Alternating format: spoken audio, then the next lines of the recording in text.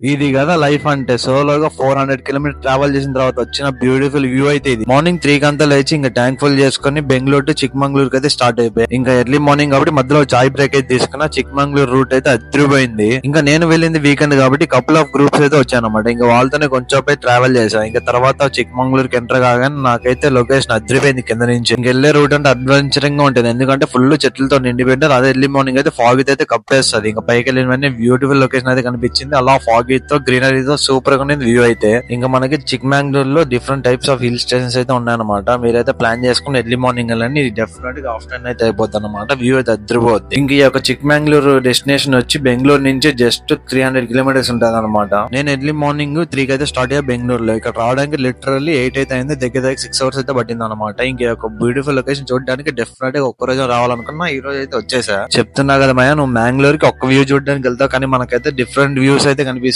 Different locations లో. View అయితే అదిరిపోద్ది. నేనైతే ఫుల్ గా ఎంజాయ్ చేసా. సోలోగా ట్రావెల్ చేసా కానీ నాకైతే అస్సలు బోర్ కొట్టలేదు. ఇంకా చిక్మంగళూరు లో నాకు తెలిసినంత వరకు బాబు బుధన్గిరి వచ్చి ఫైనల్ డెస్టినేషన్ అనమాట. And top of the hill ఇది. చెప్తున్నా కదా మాయ, మ్యాంగ్లూర్ అనేది చాలా బ్యూటిఫుల్ లొకేషన్ అనమాట. సో మీకు టైం దొరికినప్పుడు అంతా ఇలా ఒకసారి ట్రావెల్ చేయండి. ఒకవేళ ఎవరు రాకపోతే ఒక బ్యాగ్ వేసుకుని మీరే స్టార్ట్ అయిపోయి నాలాగా. సో నేను కూడా ఫస్ట్ టైం యొక్క సోలో ట్రిప్ అయితే ట్రై చేసా.